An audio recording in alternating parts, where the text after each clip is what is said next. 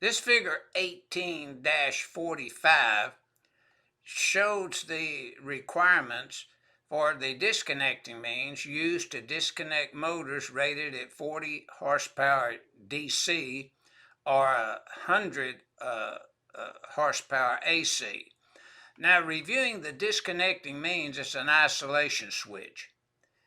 Always be careful and make sure that you put a label on there that plainly says do not operate under load, because this isolation switch is only designed to isolate the controller and motor while you're working on it.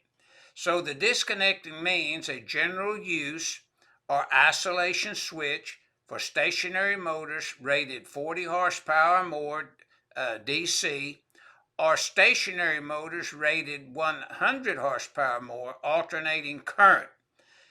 And so isolation switches are never to be used to break a load.